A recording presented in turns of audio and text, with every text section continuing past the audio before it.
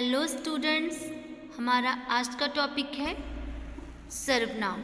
आज हम जानेंगे सर्वनाम के बारे में। So let's start this video. सबसे पहले हम जानेंगे सर्वनाम की परिभाषा, जो कि इस प्रकार है। जो शब्द संज्ञा के स्थान पर प्रयोग किए जाते हैं उन्हें सर्वनाम कहते हैं। यानी संज्ञा की जगह पर प्रयोग होने वाले शब्द क्या कहलाते हैं? सर्वनाम। सर्वनाम सभी संज्ञा शब्दों के स्थान पर प्रयोग होने वाले शब्द हैं जो भाषा को संक्षिप्त एवं रचना की दृष्टि से सुंदर बनाने में सहायक होते हैं। इनको हम सबका नाम भी कहते हैं। इनको सबका नाम क्यों कहते हैं? इनको सबका नाम इसलिए कहते हैं क्योंकि सर्वनाम शब्द सभी संज्ञा शब्दों के स्थान पर समान रूप से प्रयोग होते हैं, इसलिए इनको सबका नाम कहते हैं। तो आइए हम एग्जाम्पल के तौर पर समझेंगे कि सर्वनाम शब्द कैसे संज्ञा के स्थान पर प्रयोग किए जाते हैं। जैसे मधु ने कहा कि मधु कल विद्यालय नहीं जाएगी क्योंकि मधु को दिल्ली जाना है। मधु की नानी जी को देखने दिल्ली जा रही है। मधु की नानी जी बीमार है। यहाँ पर आपने देखा उपयुक्त पंक्तियों में मधु नाम बार बार आने से भाषा ठीक नहीं लग रही, यानी थोड़ा सा इसमें भाषा में वो प्रभाव नहीं है। तो नाम की पुनरावृत्ति से भाषा के प्रभाव में भी रुकावट उत्पन्न हो रही है। तो हम इन वाक्यों को ऐसे भी लिख या बोल सकते हैं। मधु ने कहा कि वह कल विद्यालय नहीं जाएगी क्योंकि उसे दिल्ली जाना है।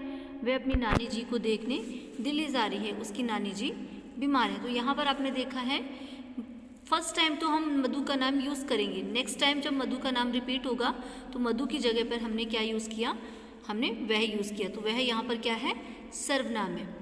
उसके बाद में हमने मधु कल विद्यालय नहीं जाएगी क्योंकि मधु को दिल्ली जाना है। क्योंकि के बाद में जो मधु है उसकी जगह पर हमने क्योंकि उसे यूज़ कर दिया।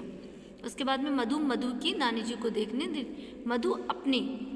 मधु की जगह हमने लिख दिया अपनी, ठीक है। और मधु की नानी जी बीमार है। तो यहाँ पर फिर से मधु जी आए तो उसकी नानी जी, उसकी जगह पे हमने यूज़ कर दिया उसकी। तो आप देख सकते हैं यहाँ पर वह और उसे और अपनी और ये उसकी। तो ये शब्द आपके क्या है? ये आपके सर्वनाम शब्द हैं क्योंकि ये संज्ञा शब्दों की जगह पर यूज़ किए गए हैं। सो इस बार मधु नाम की आवृत्ति से बचने के लिए मधु के स्थान पर वह उसे अपनी शब्दों का प्रयोग हमने किया है। तो ये सभी शब्द क्या कहलाते हैं? ये सर्वनाम शब्द हैं। आई होप आपको सर्वनाम शब्द अच्छे से समझ में आ गए होंगे। नाउ सर्वनाम के भेद। सर्वनाम के भेद जो हैं वो 6 होते हैं। प्रयोग की दृष्टि से सर्वनाम के 6 प्रकार होते हैं। सबसे पहला पुरुषवाचक सर्वनाम, निश्चयवाचक सर्वनाम, अनिश्चयवाचक सर्वनाम, संबंधवाचक सर्वनाम, प्रश्नवाचक सर्वनाम और निजवाचक सर्वनाम। आइए अब हम इनको विस्तार से जानेंगे। सबसे पहले पुरुषवाचक सर्वनाम। पुरुषवाचक सर्वनाम यानी जो सर्वनाम बोलने वाले, सुनने वाले और अन्य के लिए प्रयुक्त होते हैं उसे पुरुषवाचक सर्वनाम कहते हैं। जैसे कि मैं, तू, वह आदि। इनको हम थोड़ा डिटेल में जानेंगे तो इनके भेदों के माध्यम से। जैसे पुरुषवाचक सर्वनाम के 3 प्रकार होते हैं: उत्तम पुरुष, मध्यम पुरुष और अन्य पुरुष। उत्तम पुरुष में वक्ता जिन शब्दों का प्रयोग स्वयं के लिए करता है, जैसे जो बोलने वाला है, जो जिन शब्दों का प्रयोग वह स्वयं के लिए करता है, वो होते हैं उत्तम पुरुषवाचक सर्वनाम। जैसे मैं, हम, मुझे, मैंने, हमें, ठीक है, हमारा। आगे है मध्यम पुरुष। जब सुनने वाला, जो शब्द सुनने वाले के लिए प्रयोग में लाए जाते हैं उन्हें मध्यम पुरुष सर्वनाम कहते हैं। जैसे कि तू, तुम, तुमको, तुझे, आप, आपको, ठीक है, ये सुनने वाला बंदा अपने लिए प्रयोग में लाता है। अन्य पुरुष यानी जब 2 पर्सन किसी थर्ड पर्सन के बारे में या थर्ड किसी थिंग्स के बारे में बात करें तो वहाँ पर अन्य पुरुषवाचक सर्वनाम होता है। जैसे कि वह, यह, उनको, उनसे, इन्हें, उन्हें, इसके। जैसे हम कहेंगे वह आज नहीं आएगा, ठीक है। वह यानी कि हम किसी थर्ड पर्सन के बारे में बात कर रहे हैं जो हमारे सामने उपस्थित नहीं है, तो वो अन्य पुरुष हो गया। ओके, आई होप आपको पुरुषवाचक सर्वनाम अच्छे से समझ में आया है।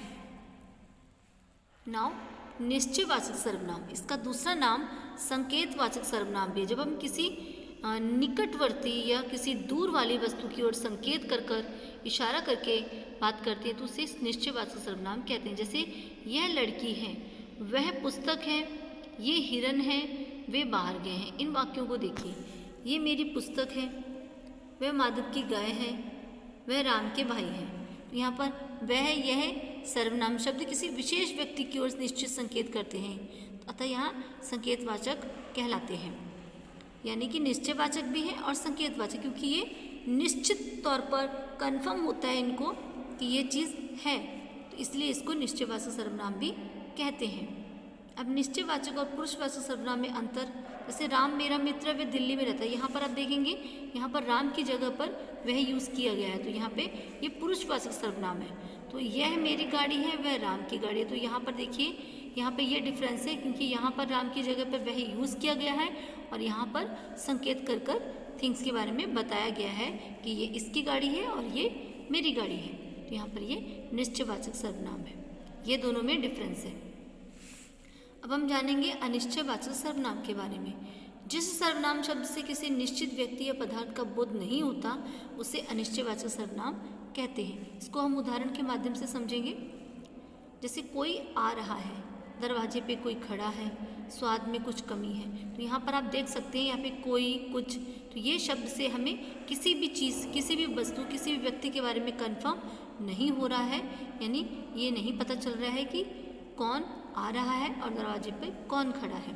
ठीक है, तो इसलिए यहाँ पर अनिश्चयवाचक सर्वनाम है। यानी कोई कुछ सर्वनाम शब्दों में किसी घटना या किसी के होने की प्रतीति नहीं हो रही है, किंतु वास्तविकता निश्चित नहीं हो रही है, अतः ये अनिश्चयवाचक सर्वनाम है। आई होप सभी बच्चों को ये सर्वनाम के 3 भेद अच्छे से समझ में आए होंगे। So thank you and have a nice day.